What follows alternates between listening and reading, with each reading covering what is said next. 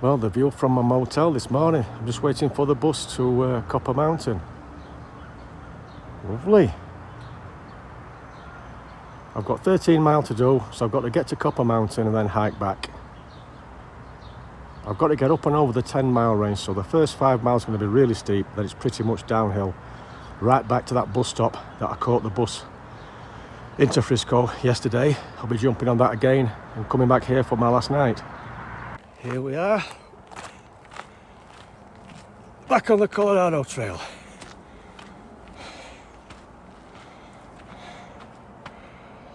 Yep, 13.5 more miles to go.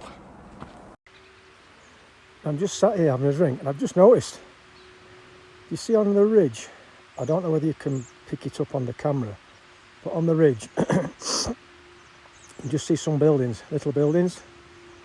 They're that's a ski slope, look. You see all those lines through the forest, the bare bits, they're ski slopes. Again, you probably won't make it out with the camera, but I can see the steel masts, you know, for taking the cars up, cable cars. Yeah, so in winter you've got to get to the top of there and ski back down. Because the resort that I've just left, the Copper Mountain Resort, that is mainly catering for skiing. That is a ski resort. Obviously there's summer activities as well, but it is mainly a ski resort. Right, there's part of the 10-mile range. That's Crystal Peak. I'm going to be joining the ridge soon. I'm just pretty much just about leaving the tree line, where I'm heading up there. Once I'm on the ridge line, I'll probably do I'll probably do a 360, but I'm just about up on the ridge on the 10-mile range. Feel absolutely great views.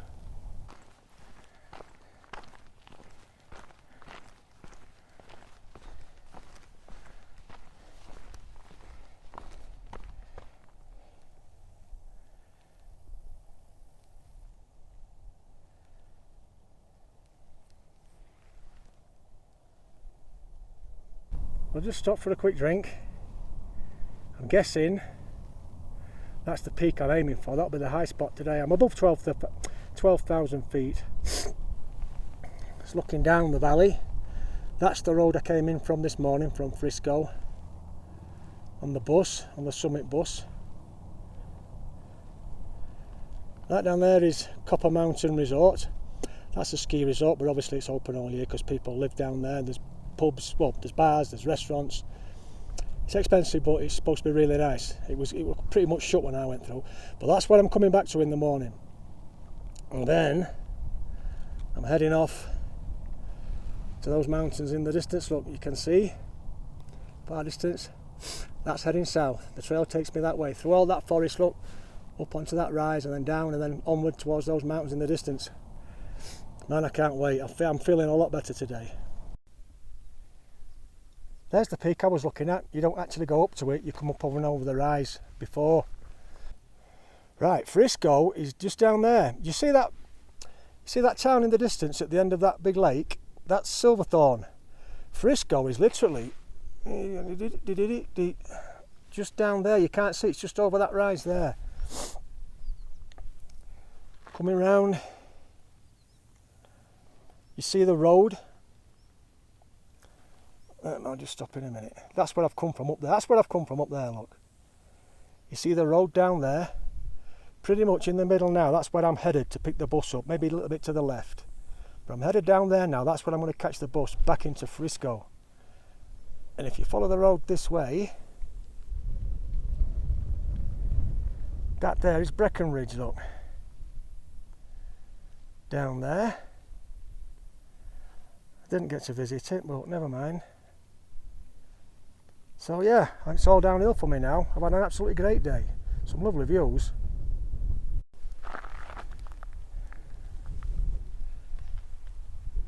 Man, I bet there's a ridge walk along there. Wow.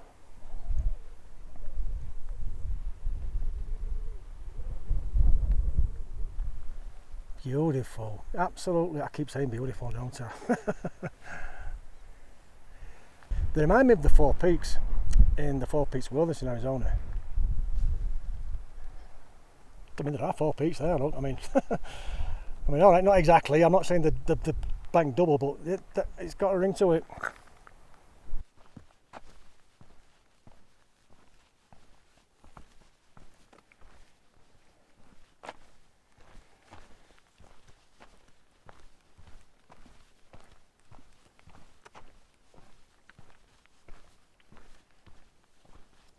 Well, there's a nice view looking back. I came over about there, look. Came over there and then worked my way down a little bit, then to the right, just skirted the tree line, and that brought me to a ridge there. I've decided to call them the Four Peaks. They've probably got another name, but I like the Four Peaks. And count 1, 2, 3, 4. There's 4 peaks, look. Lovely coming through that forested area. I'm guessing I've got, I don't know, 2.5 miles maybe to the bus stop now. It's only just gone 2 o'clock, so I've had a really small, easy day. It's gone really well. Fitness level's really good. My cold, my sore throat, and that's pretty much gone. Right, I shall talk to you later. Right then, quick recap. I'm a couple of miles from the road. I just thought I'd go through a few things that I've done today because I met a lot of cool people. The first lad I met, probably within the first mile this morning, a lad from England, from Liverpool. A lad called Low Range, his trail name. He's doing the CDT. Now he's doing the CDT southbound. So he started in Canada back in June and he's obviously heading south to Mexico. And well, he's really enjoying it. And he's not far off. Let's be honest, he's only got New Mexico and half of Colorado to do. So yeah, good luck to that lad. He's looking really good. But I got jealous of him straight away because he'd lived in Arizona for 7 years. So yeah, I envied him straight away. So Low Range, good luck to you, mate. Hope you enjoy the rest of your journey. And then about a mile later, I bumped into another lad doing the CDT southbound as well. So he started in Canada. Now his trail name was Soggy. I'm pretty sure it was Soggy Whopper. If it's wrong, forgive me because it's a strange name, Soggy Whopper. And I says to him, how the hell did you get that? And he says, well, let me just nip back a bit. He said to me before this happened, he said, are you from Manchester? I said, no, but you're the second person sort of from America that's asked me that. I said, what made you think that? He said, well, I hiked, I don't know whether he said he hiked the full Appalachian Trail or some of the Appalachian Trail with a mate of his from Manchester in England. And obviously the accent's similar, which it is. I said, no, I'm about 40 odd mile away. And then we introduced ourselves. He said, yeah, I'm Soggy Whopper. I went, how the hell did you get that? He said, the lad from Manchester gave me it because while we was doing the Appalachian Trail, I got 3 days food supply from McDonald's. So you can imagine what happened to all that, can't you? So that's how he got his name, which I thought were hilarious. And then I dropped on further down, went over and down the thing. Bumped into a young couple, and then I bumped into a lad about 5 miles from the end called Mags. We had a good chat because we were straight into it, how much we enjoyed the desert, you know, the southwestern United States, the desert area. So Mags again, nice bumping into you, mate, good luck to you. And then another lad came along and joined us. I didn't quite catch his name, but anyway, I left then, because they knew each other, they'd met each other earlier. And then I bumped into another couple that was doing the CT. So I had to stop and have a quick talk to them. So it's been dragging on today a little bit because I've stopped and talked. I'm talking, 10, 15, 20 minutes sometimes. Well, good morning. Day 8. It's about just before 7. I'm back at Copper Mountain Resort. That's where I went yesterday, up there. And that's where I started yesterday. So I'm back on trail. But obviously today I'm carrying on, heading south, which is that way. I'm heading for Searle Pass, which is about 10 mile and it's about a 2,500 foot climb. So we'll see how that goes. Well, this seems to be the hub of the place. It does look nice though. Apparently it's really expensive. I've not looked. The two times I've been here, it's still short. There's a couple of hikers down there, if you make them out. I think they're looking for somewhere to eat, look. I think they're going to be disappointed.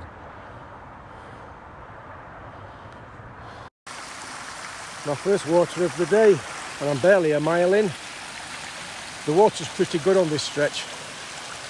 This is segment 8, by the way, I forgot to mention this morning, which is from Copper Mountain Resort to Tennessee Pass. It's 26 miles.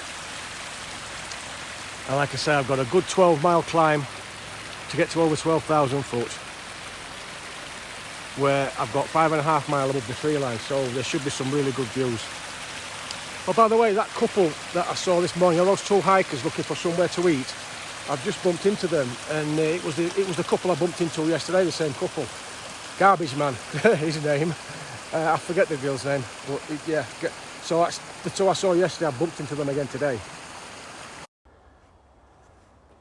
Do you know, I'm about, I don't know, 110 mile in to the whole trail.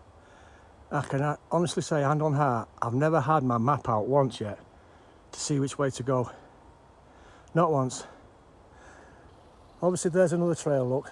This is the trail I've just come up from.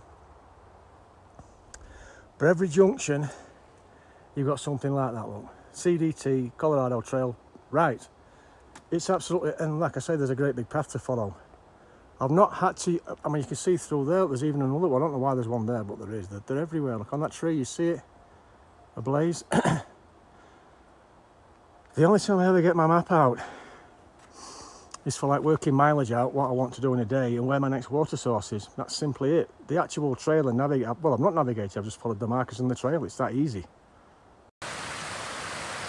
Right, water stop number 2. The water is absolutely gorgeous on this trail. I'll repeat what I said earlier. I'm like, what, 110, 11 mile. I still haven't used my water filter. I'm just taking it straight out the streams and the creeks. It's absolutely gorgeous. Now that is not what I expected to see up here. I'm literally at the tree line. You can see there's the top, look. And there's a down house. There's absolutely no way you could get a vehicle up here. There's no tool track, there's no dirt road. It's literally this single path all the way up. And I've been coming for over 3 hours. I've come from right down there, look, right down that valley, and then a good couple of miles to the right from Copper Mountain this morning. I'm just about to stop for a snack. It's nearly 10 o'clock, but damn, imagine living there. Well, I wouldn't want to live there. How'd you get your groceries up here? Well, I must say, I've stopped in worse places for water and a snack break.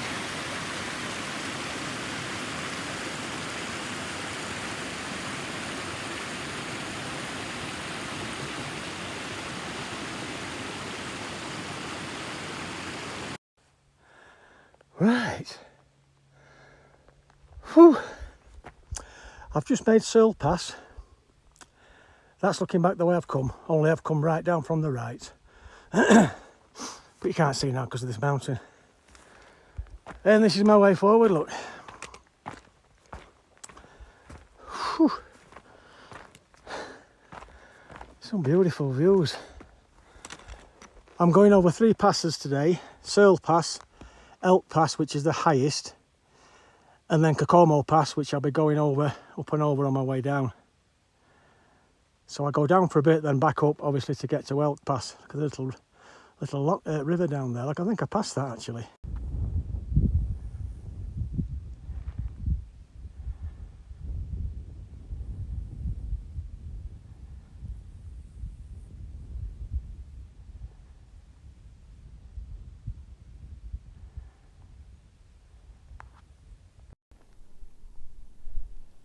Right, I've just made Elk Ridge. This is the highest point for today. 12,270 foot, I think. They're all 13,000 foot mountains then, but I can't find out what the range is called. And like I say, it's my highest point, so it's all downhill from here.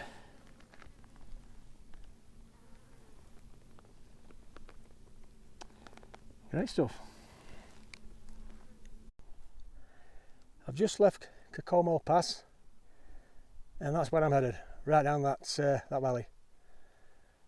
Tennessee Pass is the end of this section,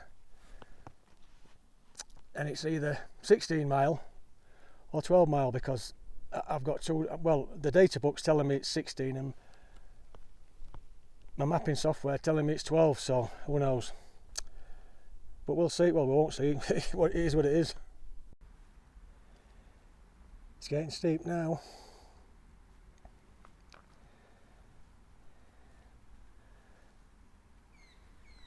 This is the path I'm following at the minute, look. Easy. Not too keen on them clouds either.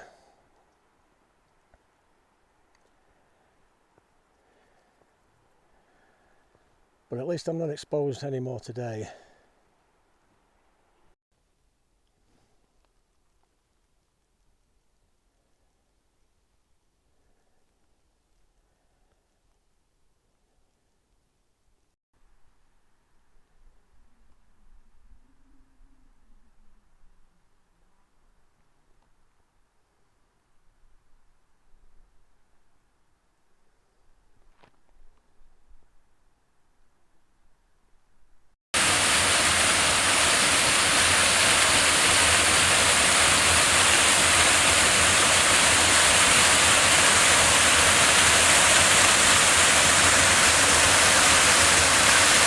Made Tennessee Pass trailhead. I've been sat here for about 20 minutes. I was going to push on, but I've just worked my mileage out, and I've only got 33 miles to go to get to Jacob Lake, so there's no need pushing on tonight, because today's Saturday and I'm booked in at Jacob Lake Monday, so there's no point pushing on at all. In fact, I should be slowing down. But like I say, this is the end of section 8. I've got 22 mile in for the day. Got a pit toilet there. I'm literally sat on a bit of a bench waiting to ambush people. Because there's my tent, look. I've just put my tent up. I haven't got much water. Because, like I say, I was going to push on another 2.5 miles to a really good water source, but I'm not doing it now. So I'm sat here with this, and I'm just going to ambush people, either coming to the car or coming down this track here and getting some water off them. So yeah, that's me for tonight. Cadging water. Guys, do you remember earlier, about 20 minutes ago, I said I'm going to try and borrow some water, well, catch a bit of water. Hang on, I'm getting sun on here, aren't I? Well, the first guy that came up, he only popped into the toilet. There's a toilet there. So I asked him, I said, have you got any toilet, mate? Toilet? Any water? I told him my situation. He went, no, I'm sorry, I haven't. He said, I can't help you. I said, that's no problem. I've got all these cars to beg off. I'm sure I'll get sorted. And then 2 ladies have just turned up, and I'm all right. I've got enough water. And this was about, I don't know, 20 minutes ago. And I literally just put my tent up. Well, I'm just filling my tent up. Can you see inside?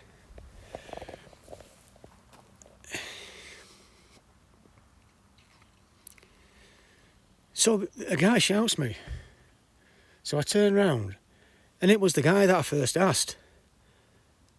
I swear to God, look at this.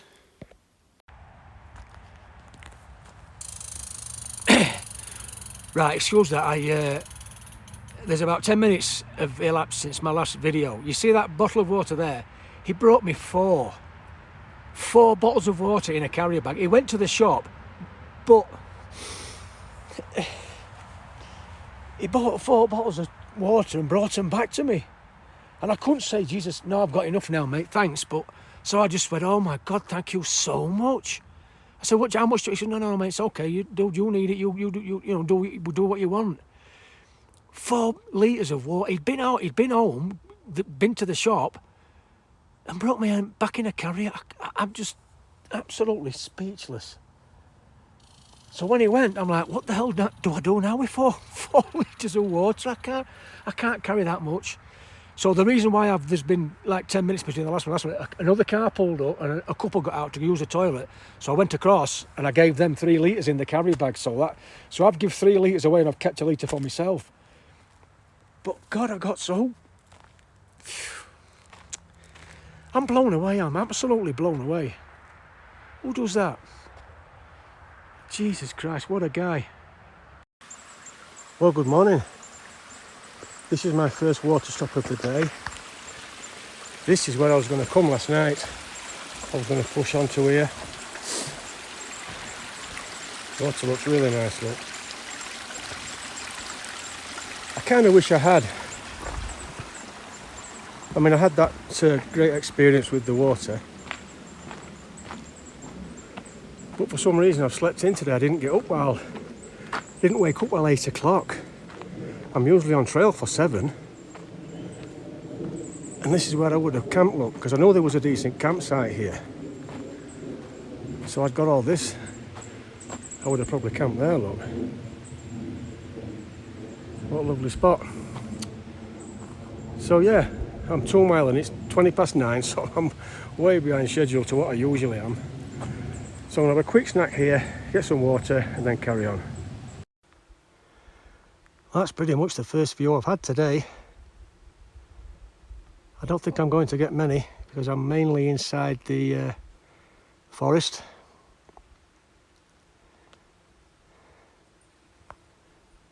Lovely though.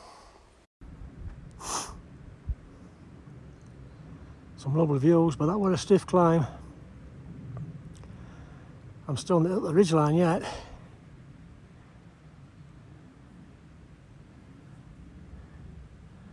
I've literally come right from the bottom of there. And the ridgeline is over there to the left somewhere. Another 1.5 miles. Well, there's my first water stop of the day.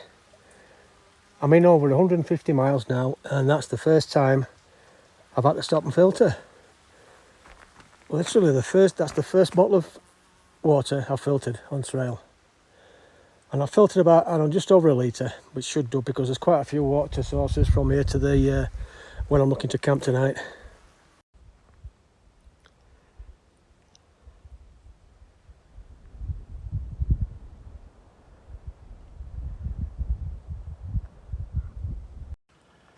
Well, this is a nice looking lake. I passed a few the last couple of miles. Bear Lake was one. Really still. I'm a couple of miles from the finishing this segment 9 I think. That's from Tennessee Pass Trailhead to Colorado Trailhead. A couple of miles and I shall probably time with you there.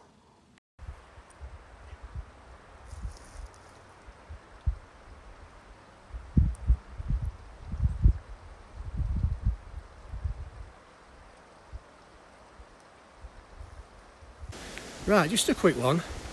Today's been quite difficult actually. It's not been all uphill, it's more like 4 or 5 smaller but like 1,800 foot climbs straight up and then down the other side, so it's been quite difficult. I've just finished one and I was literally got to the saddle. I was bent over double, leant on my my poles, and I heard 2 ladies talking, 2 women's voices. So they came round the corner, and as you do, just being polite, oh, hello, how you doing? Well, great hike, you know, blah, blah, blah. So she heard my voice, and she said, what part of England are you from? I was like, oh, Yorkshire. She said, oh, right, I thought so. I said, well, how did you, what gave it away? What, you know? She says, I'm from Haywood. Lancashire, not Lancashire. I'm from Haywood, the Peak District, Derbyshire. I'm like, I know Haywood. That's near where I used to go camping a lot and backpacking and everything, up and around Mamtor. So that was it. We got talking for a good 10-15 minutes. Then up on the top, her name was Alison, by the way. She was with her daughter Joanna. They were both out hiking. So she says, where are you going now? I said, well, I'm just heading back down towards the trailhead, like, you know, just carried on with my hike. She says, oh, well, that's where we're going. You go first and we'll follow you because you're obviously quicker than us. So we walked down to the trailhead. They were on my heels all the way down. No way were I quicker than them two, no way. But they really were experienced backpackers and hikers. I mean, she used to hike as a little girl, like I say, around Edale and all around that little part, Lady Bow Reservoir, Derwent Reservoir. So it's an area I know really well, so we had a lot in common. When we got to the car, her husband was waiting for her, and she had a cup of tea, a flask of a flask of tea. No cheap rubbish. It was PG tips, you know, chimpanzee certified. It was the proper real deal. So of course I had to have a cup of tea, being an Englishman. Now I'm not really a tea drinker at all, but we had a cup of tea.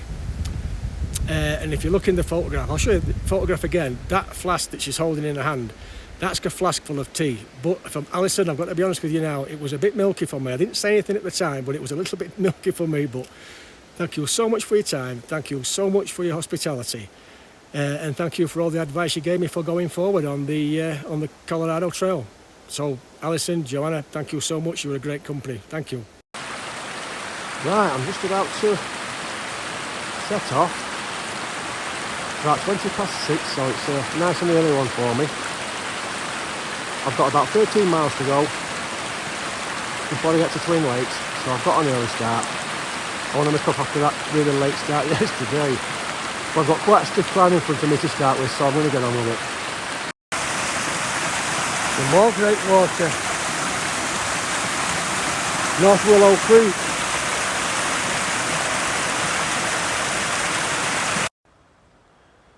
That there is Mount Elbert. As I mentioned earlier, that's the highest point in the whole of Colorado. I think I passed within about 5 miles of the trailhead to get up to that. Yeah, I won't be fitting that into my itinerary. That's a bit too much for me with the legs I've got at the minute. Well, this is Half Moon Creek Road trailhead. This is the end of segment 10. And I've got a rather large climb in front of me. Coming up. I'm not sure what that mountain is through there. Well, that's a fine looking top. I think that'd be a fun day out.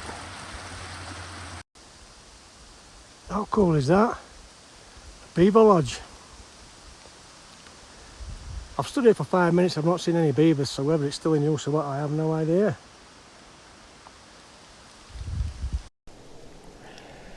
Well, there's me about to walk away, not being 100% sure whether it was a beaver's lodge. Well, look at that. That's not an axe. Another one there. Two just there, look. They're everywhere. Yeah, that's beaver work. They're literally all over, look. That's why they're all regrowing, look. There's a good view of Twin Lakes. My accommodation is down there. See those few buildings? I've got a lodge booked for tonight. And then tomorrow, I literally have to walk all the way around those two lakes. Both of them, not just one, and then all the way back on the other side, look. All the way back to across there. The trail literally circumnavigates both these lakes. Things are about to get serious for me tomorrow. That's where I'm headed. Up into the collegiates.